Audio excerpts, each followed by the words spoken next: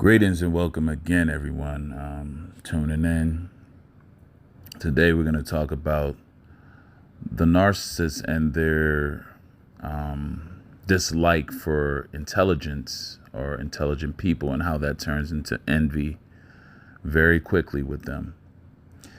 So we're gonna get into that. As you know, we just jump into it, and we don't, wait for everybody to be seated or nothing like that. We just get right into it. So that's what we're gonna do. I want to start this video off by drawing attention to, a couple of traits that fuel this envy within them. And first and foremost, overall, we can agree that narcissists, the basic root of narcissism and the foundation is very negative. Most narcissists, they're very negative individuals and neurotic as well. Narcissists absolutely despise and hate authority or anything that they may deem to be a threat to their own superiority complex, right? A narcissist feels more superior than others. They feel unique, different than others, which is where they form this mentality of being entitled to special treatment, given a different type of attention, and so forth. Narcissists hate following or complying to social norms, no matter how they are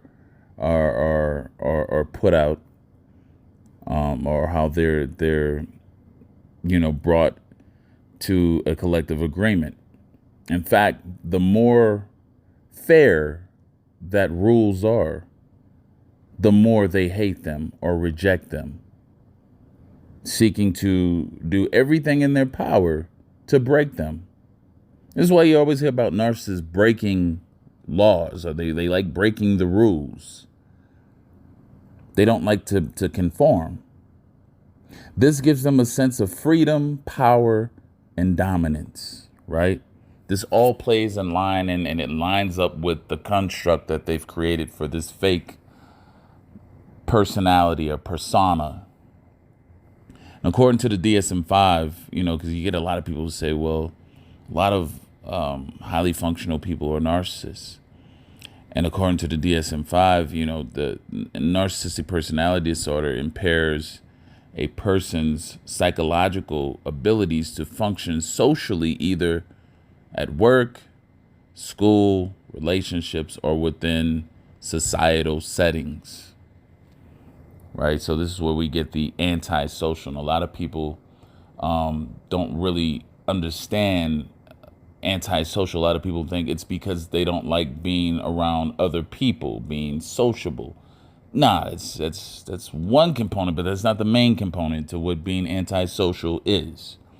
To be antisocial, you would be an individual that being given rules, regulations, and so forth to be able to be accepted into a society, to comply and be civilized in a society. That individual who is antisocial is the person who says, hey, I want to be able to be in this society, but I don't want to listen to or follow any of the rules that this society has deemed to be normal and acceptable collectively, right? Because these are agreements that the society comes to, right? This is how it's supposed to work. Or if you have a group, right? Let's make it even simple. Let's say you have a group that you started and you have bylaws in which these are the laws you have to play by in order to be in this group, and we all agree to it. If there are those who say, I agree and I can play by these rules, I'm good with that. Then there's those who say, I don't like these rules, but I want to be a part of this group, so I'm going to pretend to play by the rules while doing my own thing. They are antisocial against the construct of the societal structure, at least, and what is agreed upon to be acceptable. That's what makes them antisocial. They're not with that. They're against that structure. And this is why a lot of them are control freaks and intolerant of contradictory views and opinions that goes against them. And this is to protect their fake self-concept of themselves. Narcissists use a lot of psychosocial strategies, like constantly devaluating or degrading people, usually always downgrading someone else or insulting someone, or being passive aggressive, blaming others. All of these, again, psychosocial strategies to really get people to conform to their individualized rules and regulations that they have set to benefit exclusively themselves. This is why these individuals can't give back. See, in a society, you're supposed to give back to the society to keep the society going, to keep it nourished. They only want to take and have it to benefit for themselves. It's the difference. And in the DSM-5, which is the Diagnostic Statistical Manual for mental disorders and so forth, many highly successful people do have narcissistic traits. Okay, there's a difference between traits and full-blown narcissism, right? NPD at least. But it's not only when the traits of narcissism, it only becomes narcissistic personality disorder to where it's problematic when the traits of narcissism are inflexible, okay, maladaptive, or persisting, right? And that's something that doesn't stop. The behavior of this type does not stop. Some people who can display some narcissistic traits, at one point in time or one moment or in a certain instance or situation, but you don't see it consistently. That does not make them a narcissist. You got to get this right. That does not make them a narcissist.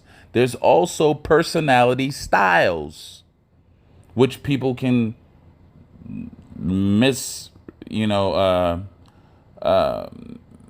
misappropriate and think that it's narcissistic personality disorder.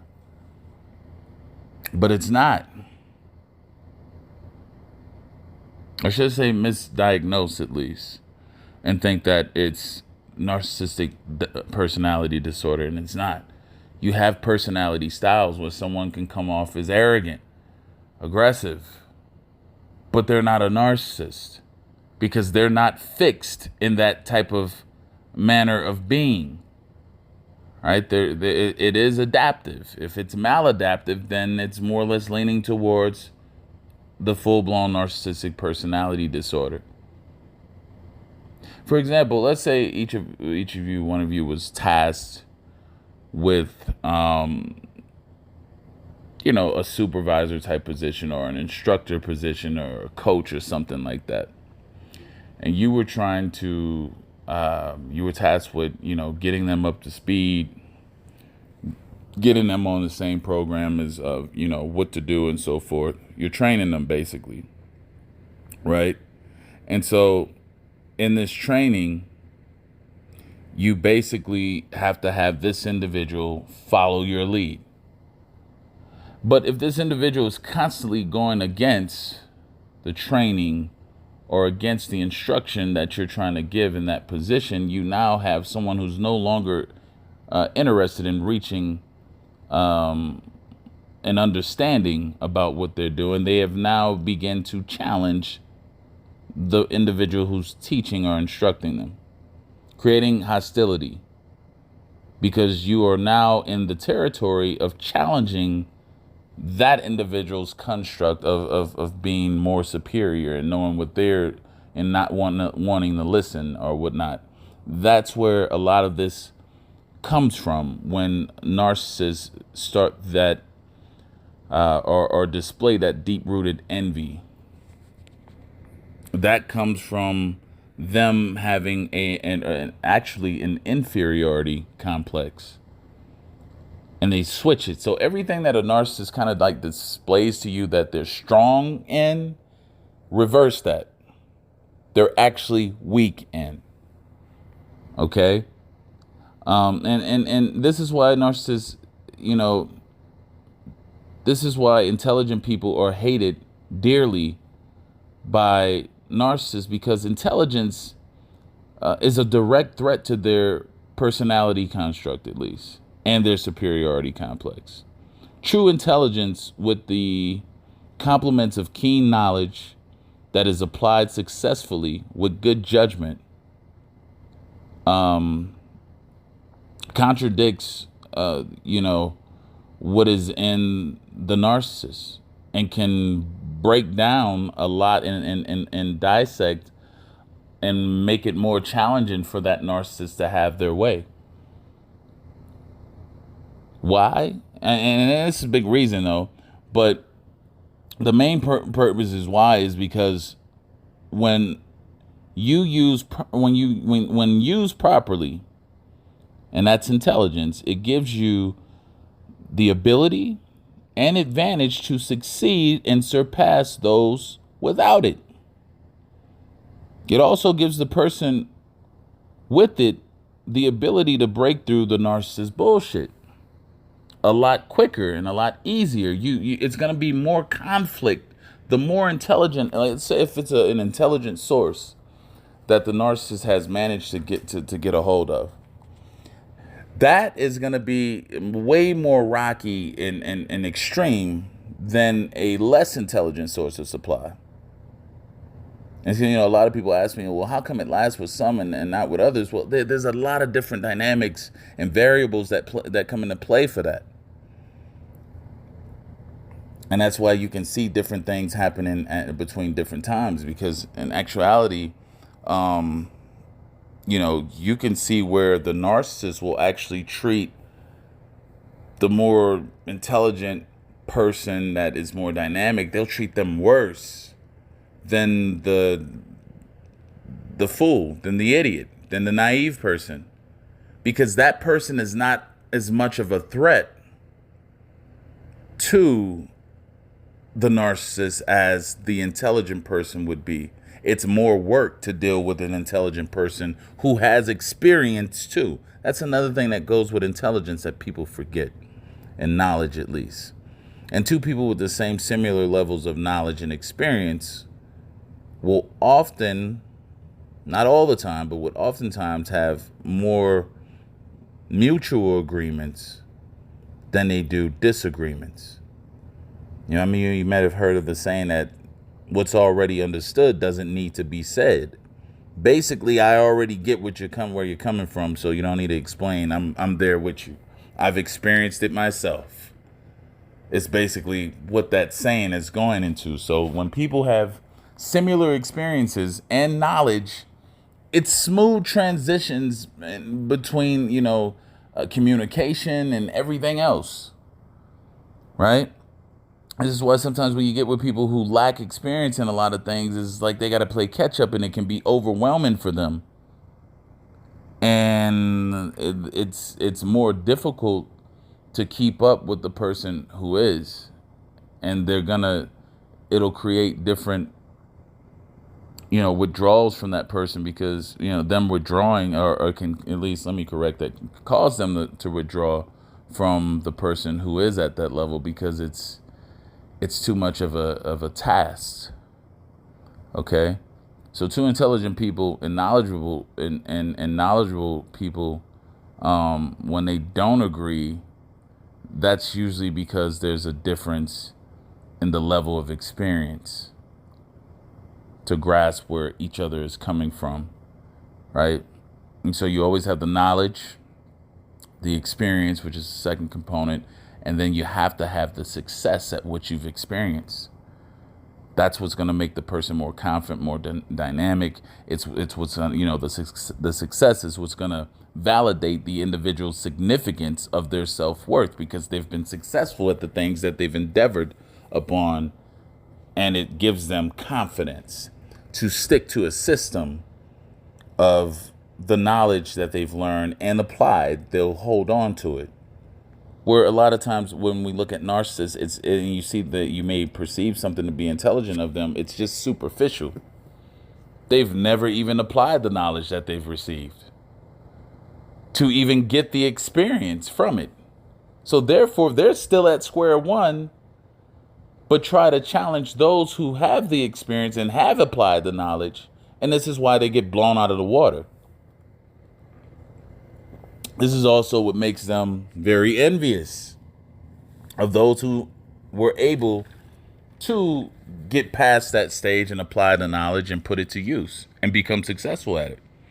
Take two things where you have those of you who watch sports, you might see a football analysis who've never played the game, but they understand the concept of playing football, right? They understand that concept. They can tell you all about the game and how it goes and why these plays are called and so forth. But when it comes to the playing of the game, having the experience which the player has, so we're looking at football analysis versus the actual player. The actual player can do it all.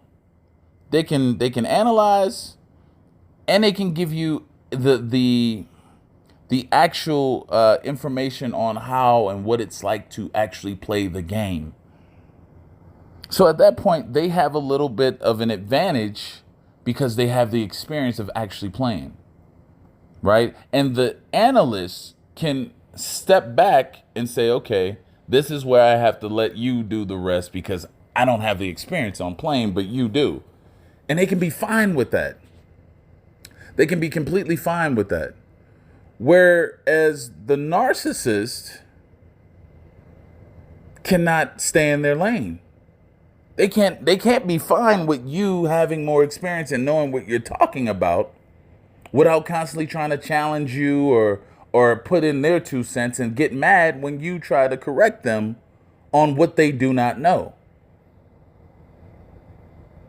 And they will not admit to it. They will consistently challenge you. And this is why narcissists don't like know-it-alls. Why they deliberately seek to undermine the intelligent person. Right? And I said it earlier, narcissists will treat the brilliant intellectual person worse than the dumb, truly naive fool. There's no threat to the narcissistic persona from the fool. But the intelligent person is seen as an immediate threat. And the moment the narcissist gets with tongue twisted, let me slow it down. The moment a narcissist gets with a dynamic person, their objective goes into defeating that individual, not building, but defeating them. You become an instant opponent. They're trying to prove that you're not smart or smarter than them. This is where that undermining immediately comes in. And they do all of this through deception and manipulation. Because the narcissist doesn't have many successful, socially accepted experiences. They don't. They have to move different. They have to move with deception, duplicity, and with many falsehoods. And many people ask me, does the narcissist know that what they're doing? You damn straight they know what they're doing. They know what they're doing. They know that they're manipulating. They know that they're deliberately trying to deceive and trick you. Because the narcissist sees intelligence as they link intelligence as the ability to be able to outslick through manipulation, lying, dishonesty. All of these things are fair game in terms of being smart to them. And if you don't use them, well, I guess you're not that smart as I am, because I was able to use these tactics, which are not socially acceptable, to prove that I was smarter than you, because you couldn't catch on that I was playing you. That's how the narcissist looks at it. They know that they're lying, manipulating, and being deceptive. That's what fuels that. That's what gives them the fuel to counter their inferiority complex. The narcissist is actually a weak, insecure individual who cannot stand or deal with the thought of anyone being better than them or above them. Hell, that's just life. There's always going to be somebody better at what you do or better than you in something else. But you have to know your own lane and what you're in and how to survive and be successful in that lane. That's all I got to say for this video. Hit the like button, subscribe if you haven't subscribed. If you want a consultation, my email is linked in the address, only for consultations only. I'll send you the information on how to book an appointment for a personal one-on-one consultation. Until next time, enjoy yourselves, love yourselves, have a good one. Bye now.